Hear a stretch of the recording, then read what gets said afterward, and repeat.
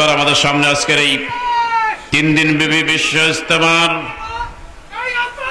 দ্বিতীয় দিন আল্লাহ রাব্বুল আলামিন আমাদেরকে আনুষ্ঠানিক উদ্বোধনে এবার আমাদের সামনে মূল্যবান বক্তব্য পেশ করবেন চিশতিয়া সাবরিয়া তরিকার বোনাফাইড খলিফা মানিকগঞ্জ দরবার শরীফের মধ্যমণি।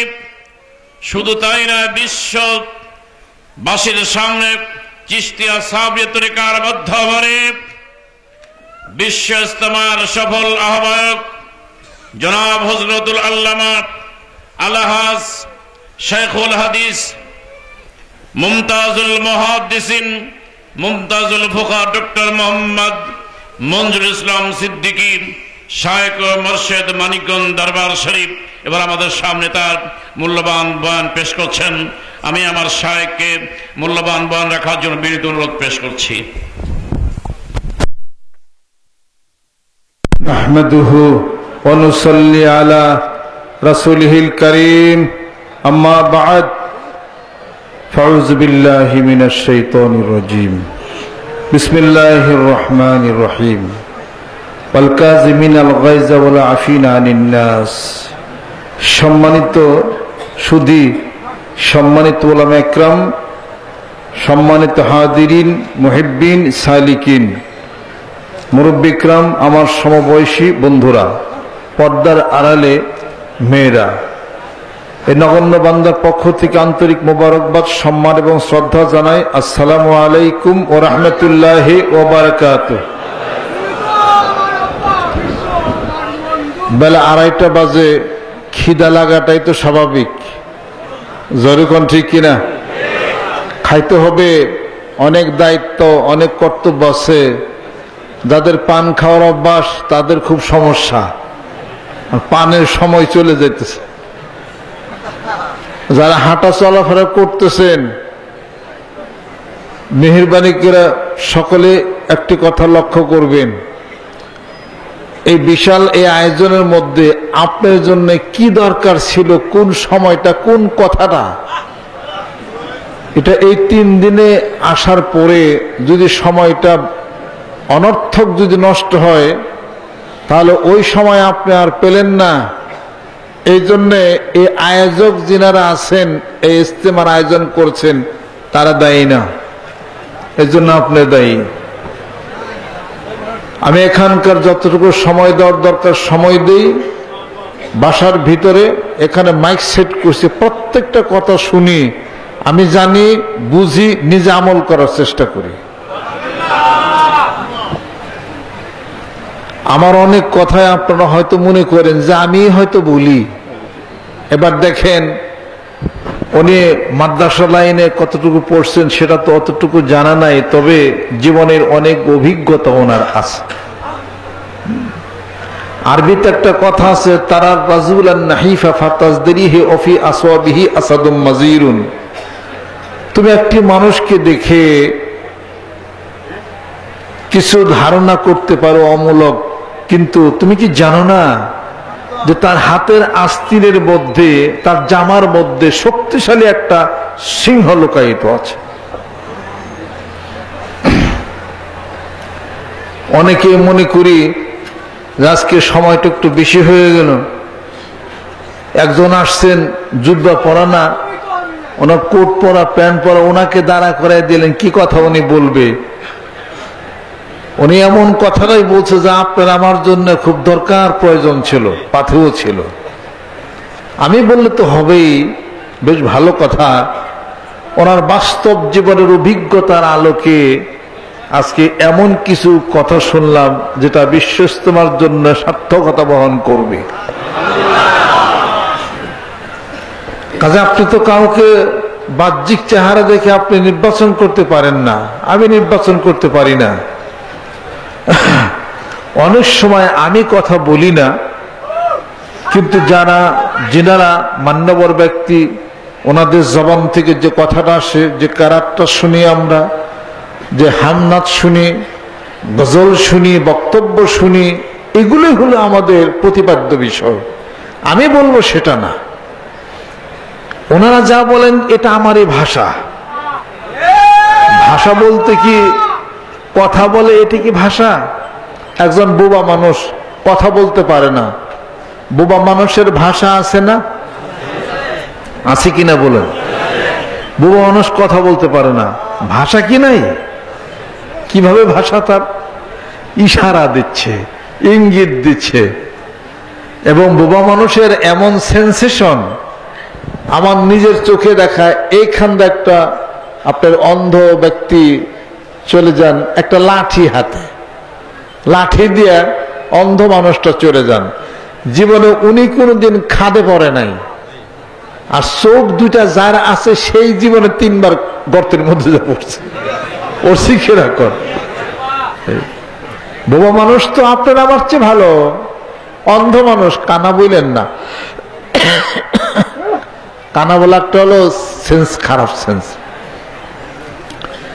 কোন মানুষকে বলে যে লোকটা এত ভালো, খুব চতুর, এটা কি তার ভালো গুণ? লোকটা এত ভালো, হাই রে চালাক, এটা কি ভালো গুণ হইল? লোকটা এত ভালো, অনেক বুদ্ধিমান, ইন্টেলিজেন্ট। আর চতুর হলো কানিং, ধূর্ত, চালাক। কাজে একটি লোক এটা হলো কানা না, সে অন্ধ বলা যাবে।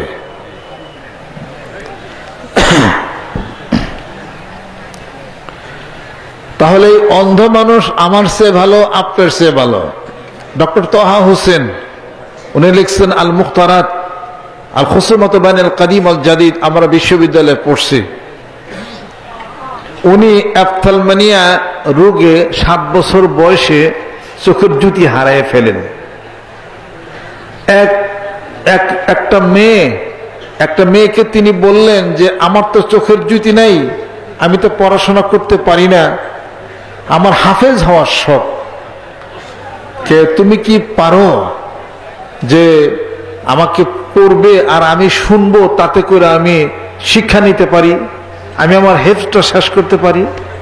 সে তখন শিকার হলো। সবচেয়ে আশ্চর্যের ব্যাপার, মেয়েটা ছিল হলো সুজন বসু নাম, ইসলাম ধর্মের ছিল না, খ্রিস্টান ছিল। সে খ্রিস্টান মেয়ে ছিল, সুজন বসু। সে তার প্রস্তাব গ্রহণ করলো, ঠিক আছে তুমি যখন অন্ধ মানুষ, চোখে দেখো না, আমার এই জীবনটা তোমাকে দিলাম, তুমি আমার দ্বারা তুমি হেফজ হবে, পড়াশোনা করবে, অনেক বড় তুমি হবে। সে তখন ইসলাম ধর্মে দীক্ষিত হয়ে ডক্টর তহা হোসেনের সাথে বাকি জীবনটা সে কাটায়। তার জীবনের হাউস, রং, স্বাদ, একটা মেয়ে আর একটা ছেলের সঙ্গে যদি তার বিবাহ হয়, দেখে শুনে কেউ কি অন্ধ মানুষের কাছে কোনো মেয়ে বিবাহ বসবে? মহিলা প্যান্ডেলে যারা আছেন মেয়েরা, তারা কি কোনোদিন কোন একটা অন্ধ কানা ছেলে যদি দেখায় যে তোমার বিবাহ ঠিক করছি, আপনার বিয়ে বসবেন নি?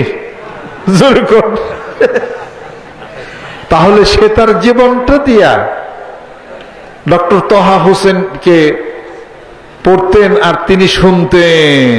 এইভাবে করে 2টি সাবজেক্টে পিএইচডি ডিগ্রি তিনি লাভ করেন। পিছনে অবদান ওই খ্রিস্টান নারী সুজন বসু, যার নাম। তোমার এই জীবনটা যদি তুমি কাউকে উপকারে, যদি তুমি স্বার্থের জন্য না, উপকারে যদি আসতে পারো, আর একটা জীবন যদি বড় হয়ে যায়, এটাই অর্থ বহন করে যে তুমিও তার মতোই বড় হইলে। জোরে কোন সুবহানাল্লাহ।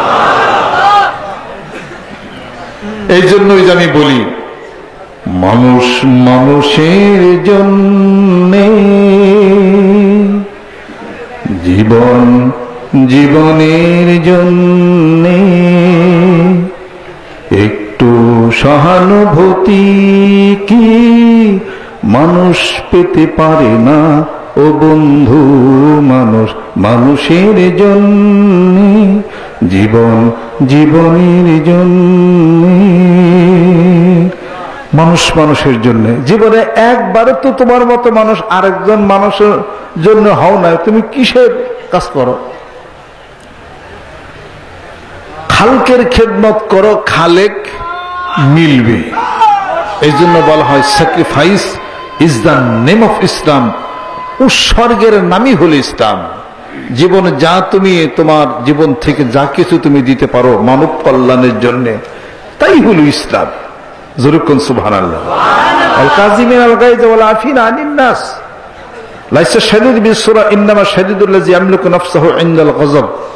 তুমি তোমার রাগের সময়, ক্রোধের সময় নিজেকে যদি তুমি কন্ট্রোল করে নিতে পারো, তাহলে তুমি পৃথিবীর সবচেয়ে বড় শক্তিশালী ব্যক্তি হিসাবে বিবেচিত তুমি হবে। মাফ করে দাও, ক্ষমা করে দাও, দুঃখ দিও না, কষ্ট দিও না, নির্যাতিত হও, নির্যাতন করো না।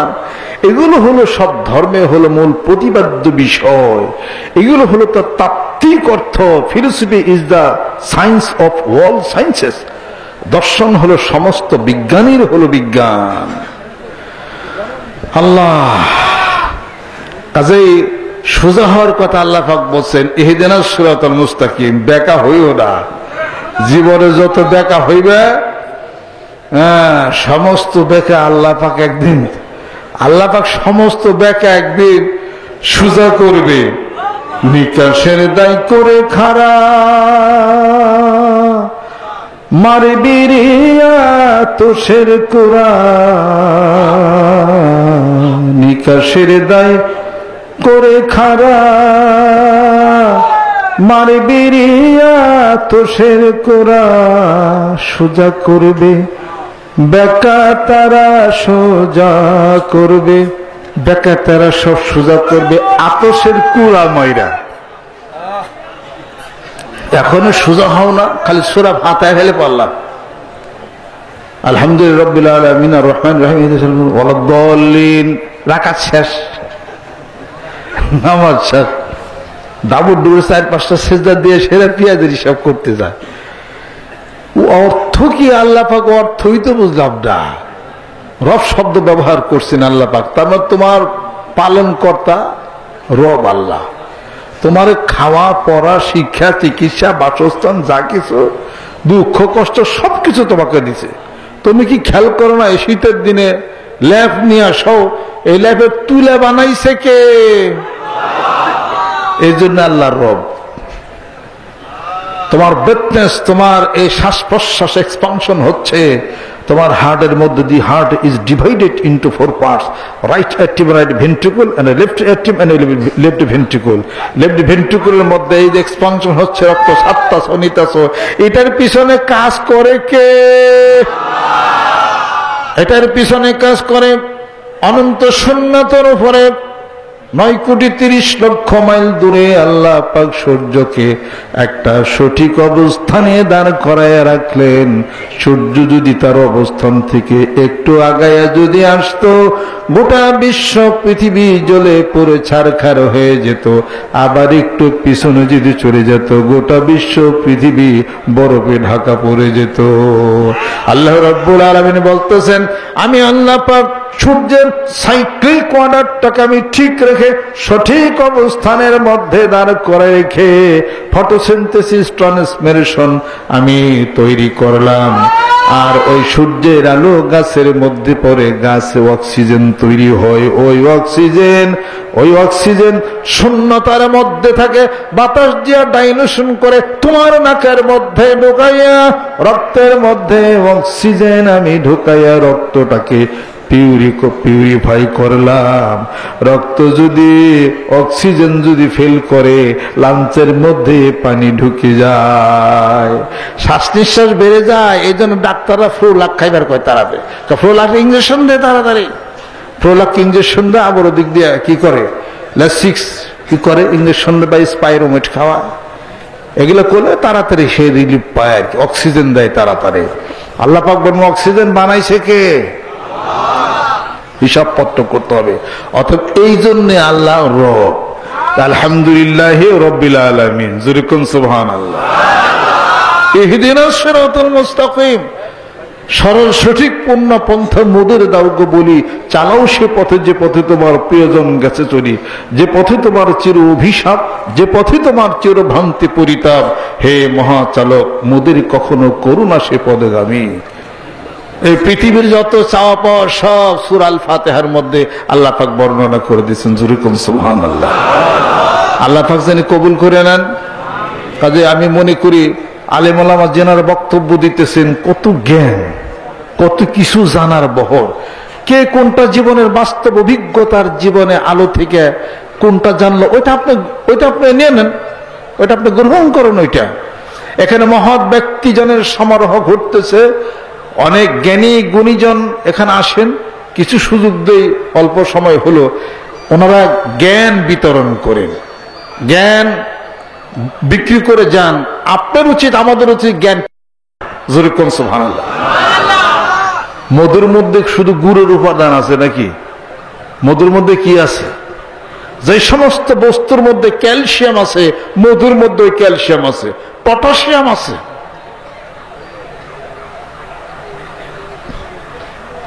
আর যেটা সবচেয়ে মানব দেহের জন্য যেটা জরুরি দরকার, অ্যামাইনোসাইড মধুর মধ্যে আছে।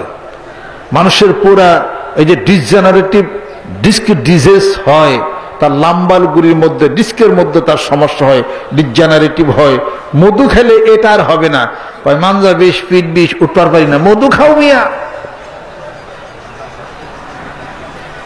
তাহলে এটা ঠিক হয়ে যাবে। এই মধুর মধ্যে মধুমাছি এত সংগ্রহ করে কোন জায়গার থেকে, বিভিন্ন জায়গার থেকে সংগ্রহ করতে করতে এইবার মধু হয়েছে। জোরে কোন সুবহানাল্লাহ। আর যদি শুধু মধু তো মিঠা, আমি কিছু গুড় গুলাইয়া খাই, তাহলে যে গুড় খাইলা খালি, মধু না ওরা আর কি। কাজে কোথার থেকে কি সংগ্রহ করতে, মেলায় কিছু সংগ্রহ করতে করতে করতে করতে জীবনে মধু তৈরি হবে। জোরে কোন সুবহানাল্লাহ।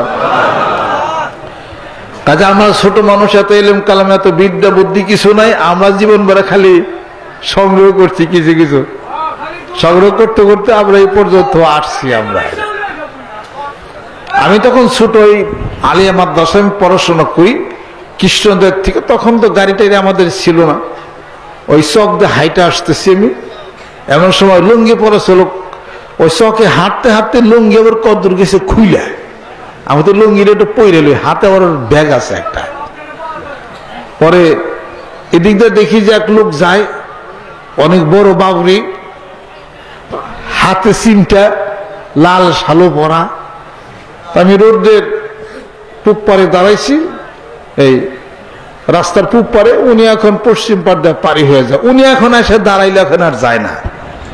একটা লোক যদি দাঁড়িয়ে থাকে তো তার সামনে লুঙ্গি বদলাই কেমনি এখন। পরে বললাম যে আপনি দাঁড়িয়ে রয়েছেন, তো রাস্তা পারি হয়ে যান। কয় না, আপনি তাহলে এই সাইডে আসেন, আমি এই সাইড দিয়ে যাই। আমি মনে মনে ভাবলাম, চুল তো বড় রাখা যায় নাই, আর মুজ যেরকম লম্বা দেখতেছে, মুসের পানি খাওয়া হারাম। আর লাল সালোমালো চিমটা চুমটা হাটে দেখতেছে, ফকির টকিরি তো হওয়ার কথা, ফকিরা তো ভালো না। আমার মনে মনে একটা ধারণা আর কি, কিন্তু লোকটা তো যাইতেছে না। আমি বললাম আপনি যান, কয় না, আপনি একজন আলেম মানুষ, আমরা ফকির আনতে লাইনে চলি, হাতে চিমটা থাকে, দাড়ি মুছ লম্বা, মানুষ আমাকে ভালো বলে না, নামাজ কালাম পড়ি না, মেলাই গুনাহ অপরাধ। আপনি একজন আলেম ব্যক্তি, মাথায় টুপি জুটবে দেখা যায়, আপনার ছায়াটা পারে যান, আমার বেদিবি হয়। আপনি এপার আসেন, আমি এদিক দিয়ে যাই। মাথার ব্রেনের মধ্যে আমার একটা ধাক্কা খাইলো, যে মনে করি আমরা যা, আসলে ওনারা তা না।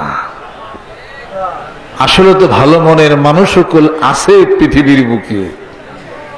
ব্রেনের মধ্যে ধাক্কা খেলে, তখন আমি ছোট, বাসায় এসে আব্বাকে বললাম, আব্বা বললেন যে হ্যাঁ, শিখা রাখো লোকটার কাছ থেকে, মুরব্বী জনের ছায়া পাড়ায়ও না, আলেম ব্যক্তির ছায়া পাড়ায়ও না। আব্বা তো এটা বললেন না যে এটা ফকির মানুষ, বিষয় বৃত্তান্ত হে আবার কি জানে, এটা তো বললেন না। কিন্তু তার ভিতরে ধারণা, একজন আলেম ব্যক্তি, তাকে আমি সম্মান করে, তার ছায়াটা বাড়াবো কেন আমি? এটা ওই ওখান থেকে শিখে নিছি। যদি মৌলানা পড়ে না, কিন্তু তার জ্ঞানটার অভিজ্ঞতা অনেক বেশি। নিজেরে বড় মনে করো না, এই পৃথিবীর বুকে যারা বড় হয়েছে, বড় গুণ অর্জন করে না, ছোট গুণ অর্জন করে বড় হয়েছে। ছোট গুণ বড় করে বড় অর্জন হয়েছে। নেপোলিয়ন বোনাপার্ট গরিব ঘরের সন্তান ছিল, যখন সে প্রাইমারি স্কুল পড়ে সবাই কিছু টাকা টুকা দেয়, বাপ মায় ফাদারের নাস্তা নুস্তা দেয়, ওর আর খাওয়ার কোনো কিছু নাই। এক কোনায় এক মহিলা আপেল বিক্রি করত, ওখানে যা দাঁড়িয়ে রয়েছে বেজার হয়ে মহিলাটা জিজ্ঞাসা করছে, ছেলে তোমার কি খাওয়ার কিছু নাই, তুমি কি নাস্তা করো নাই? কয় আমার ফাদার মাদার আমরা তো গরিব, আমাকে তো নাস্তা করার কোনো টাকা দেয় নাই। তখন ওই মহিলা বলতেছে যে নেও তুমি একটা আপেল খাও। কয় টাকা? কয় তোমার কোনো টাকা লাগবে না, তুমি তো কিনা খাইতে পারো না, তুমি আপেলটা খাও। তখন সে আপেলটা খাইলো, নেপোলিয়ন বোনাপার্টের কথা বলি, আর মনে রাখলো সেই মেয়ে লোকটাকে যে আমাকে ক্ষুধার্ত অবস্থায় একটা আপেল দিল, যে আমাকে আমি যদি বড় হই, গড যদি আমাকে বড় করে তাহলে পরে আমি এর প্রতিদান দেব। কোনো একদিন সে বড় হয়ে গেল, এখন প্রতিদান দিবে, তাকে পায় না, এই অবস্থা হয়তো বৃদ্ধ হয়ে গেছে। এখন তালাশ করতে করতে রাজ্য ভরা খালি খুঁজতেছে যে সেই মেয়ে লোক কোথায়, সেই মেয়ে লোক কোথায়। তো সবাই সব ফরমান জারি করে দিল যে নেপোলিয়ন বোনাপার্ট তোমাদের সবার বাড়িতে বাড়িতে আসবে তোমাদেরকে দেখার জন্য, খোঁজ খবর নেওয়ার জন্য। তো সবাই তো ডরে ভয়ে অস্থির। নেপোলিয়ন বোনাপার্টকে তার রাজ্যের মানুষরা নেপোলিয়ন বোনাপার্ট বলতো না, বলতো বোনা, বোনা বলতো।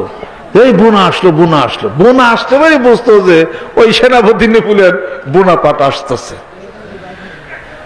সবাই এরকম ডরে ভয়ে অস্থির যে আসবে, কার বাড়িতে যা কোনটা কি ঘটায়, এরকম সব জায়গায় বাড়ি বাড়ি তালাশ করতেছে, আর কোথাও পায় না। অনেক বয়স হয়ে গেছে, হয়তো চিনেও না।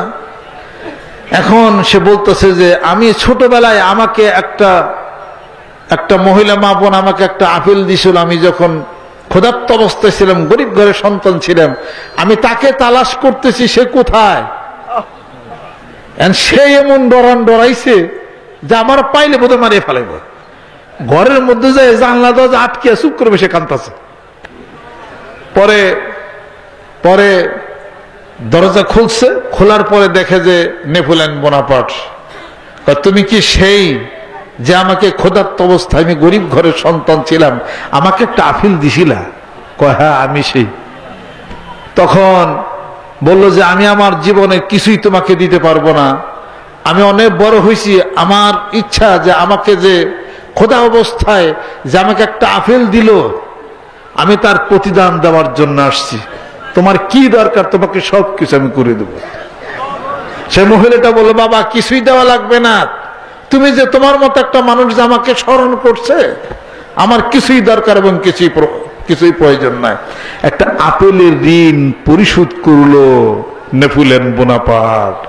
আর যে আল্লাহ 50টা 60টা বছর আমার শ্বাস নিঃশ্বাস যিনি জারি করলেন, যে এত লিচু, এত বাগান, এত কিছু যিনি খাওয়াইলেন, আমরা মানুষ হয়ে সেই মহান মালিকের কিছুই কি ঋণ শোধ করতে পারি না। টাকা চান না আল্লাহ পাক, কিছুই চান না। আল্লাহ বলেন বান্দা মহব্বত করে ভালোবাসে, আমি আল্লাহর কুদরতের সামনে বসে গভীর রজনীতে একবার যদি বলো আল্লাহ,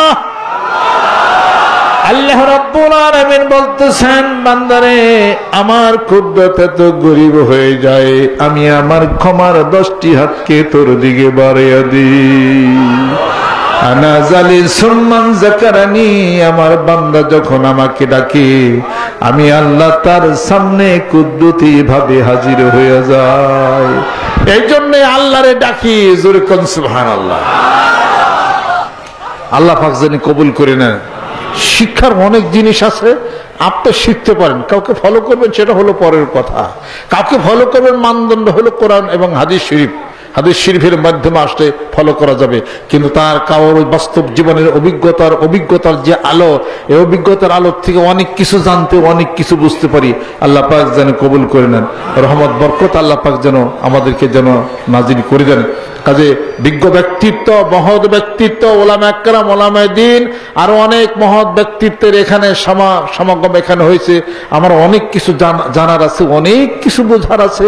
এইভাবে করতে করতে মানিকগঞ্জ দরবার শরীফের নেতৃত্বে ইসলামের শাশ্বত বাণী আর আল্লাহর নবী, আল্লাহর বন্ধুর জীবন ব্যবস্থার প্রত্যেকটি দিক আলাপ আলোচনা করে আমার মুর্শিদের বলিষ্ঠ নেতৃত্বে টেকনাফ থেকে তেতুলিয়া পর্যন্ত এই উমিয়া বাণী আর লা ইলাহা ইল্লাল্লাহ জিকিরের দুর্গ গড়ে তুলতে হবে। রাজি আছে? হাত নামান। সকলে গায়ে গায়ে ডান হাতে ধরে গোনার জন্য তওবা হবে। ওলামা একরাম আসছেন নতুন, জেনার আছেন, বরকতান আপনাদের জবান থেকে আমরা শুনবো ইনশাআল্লাহ তাআলা। সূরা আছেন এবং আমাদের মাওলানা আবু জাফর সাহেব আছেন। মেহেরবানি করে নতুন ওলামা একরাম সকলের নাম লিখে দিয়ে সবাইকে বক্তব্য দেওয়ার সুযোগ দেন। আল্লাহ পাক যেন আমাদেরকে কবুল করে নেন, আল্লাহর ওলি আল্লাহ পাক বানায় নেন। দূরে কাছের বন্ধুরা, বাংলাদেশের বন্ধুরা, অনেক দূর থেকে যারা এই বিশ্ব ইজতেমা যারা আসছেন বন্ধুরা, আপনাদেরকে আমরা আন্তরিক মোবারকবাদ, সম্মান এবং শ্রদ্ধা জানাই। আসুন, মানুষকে সম্মান করি, শ্রদ্ধা করি, কাউকে দুঃখ কষ্ট আঘাত না দে। আল্লাহ পাক আমাদেরকে যেন কবুল করে নেন। টঙ্গীর বিশ্ব ইজতেমাকে আল্লাহ তুমি কবুল করে নাও। অন্যান্য হক দরবার শরীফগুলি আছে বাংলার জমিনের বুকে, ইসলামের কাজ যারা করতেছে, এলাই কালিমাতুল্লাহর কাজ করতেছে, আল্লাহ তাদেরকে তুমি কবুল করে নাও। মানিকগঞ্জ দরবার শরীফের নেতৃত্বে কোরআন শিক্ষার ব্যবস্থা, কোরআন জানা মানা বোঝার ব্যবস্থার জন্য দুজন কারি সাহেবকে নিযুক্ত করে, কারি শফিকুল ইসলাম সাহেব এবং আরেকজন কারি সাহেব, যিনি ৯টার সময় আমাদেরকে শিখাইছেন, জানাইছেন। আমি খুশি, আল্লাহ পাক কোরআনুল কারীমের খিদমত করার জন্য এই নগণ্য বান্দাকে গোলাম হিসেবে যদি কবুল করে নেন, আল্লাহ পাক যেন কবুল করে নেন। সকলে গায়ে গায়ে ডান হাত ধরে কোন আউযু বিল্লাহি মিনাশ শাইতানির রাজিম, बिस्मिल्लाहिर रहमानिर रहीम। तौबा किया मैं सब बुरी बातों से और सब बुरे कामों से और बैत किया मैं ऊपर हाथ मोहम्मद मंजरुल इस्लाम सिद्दीकी खलीफा अलहास हजरत मौलाना मोहम्मद अजहरुल इस्लाम सिद्दीकी साहिब की। आई मेरे मौला इस तौबा और इस बयात कबूल फरमा। अल्लाहुम्मा आमीन। रब्बना आतिना फिद दुनिया हसनत व फिल आखिराति हसनत व किना আযাবান নার। আল্লাহ জীবনে মঙ্গল করে দাও, পৃথিবীর বুকে আল্লাহ মরণের পর হাসরে মঙ্গল করে দাও। বুঝতে পারি না নিজের নফসের উপরে জুলুম করেছি। রব্বানা যালামনা আনফুসানা ওয়া ইল্লাম তাগফির লানা ওয়া তারহামনা লানাকুনান্না মিনাল খাসিরিন। মাফ যদি না করো ক্ষতিগ্রস্তদের মধ্য থেকে হয়ে যাব। রব্বির হামহুমা কামা রব্বায়ানি সগীরা। যেই পিতামাতার উসিলা করে পৃথিবীর বুক দেখলাম আল্লাহ, পৃথিবীর বুকে আসলাম। আমাদের পিতামাতা ছোট বয়সে যেইভাবে বাচ্চা বয়সে আমাদেরকে লালন পালন করেছেন, মাওলা কিয়ামতের দিন মুসিবতের সময় ওই পিতামাতাকে অনুরূপ ভাবে লালন পালন করে নাও। আমাদের উস্তাদ যিনারা আছেন যে যেখানে আল্লাহ কবুল করে নাও। জানি না কোন আশিক পাগলের হাত তোমার দরবারে কবুল হয়ে গেছে আল্লাহ, ওই আশিক পাগলগুলির হাত উসিলা করে মাহফিলকে তুমি কবুল করে নাও। আলেম ওলামা হাফেজ কারি হাত তুলেছে আল্লাহ কবুল করে নাও। এলাকাবাসী যিনারা আছেন কবুল করে নাও। দোকানদার বন্ধুদেরকে কবুল করে নাও। আল্লাহ বাংলাদেশকে কবুল করে নাও। মারামারি রক্তপাত হানাহানি তুমি বন্ধ করে দাও। একজন আরেকজনের প্রতি শ্রদ্ধাশীল তুমি বানাইয়া দাও। আল্লাহ আমার কোনো আমল নাই, কোনো ইলম নাই। আল্লাহ এই মহৎ ব্যক্তি জনের সাথে আমাকে তুমি কবুল করে নাও। এই মাহফিলের হাদিয়াটুকু, জিকিরের হাদিয়াটুকু, ইস্তেগফারের হাদিয়াটুকু আমাদের পিতামাতা যাদের কবরবাসী হয়ে গেছে তাদের কবরের রুহের উপরে আর হাদিয়াটুকু তুমি পৌঁছাইয়া দাও। রাস্তায় যারা আসতেছে আল্লাহ তাদেরকে তুমি হেফাজত করে নাও। সুবহান রাব্বিকা রব্বিল ইজ্জাতি আম্মা ইয়াসিফুন ওয়া হাক্কি কালিমে তাইয়্যিবা লা ইলাহা ইল্লাল্লাহু মুহাম্মাদুর রাসূলুল্লাহ সাল্লাল্লাহু আলাইহি ওয়াসাল্লাম।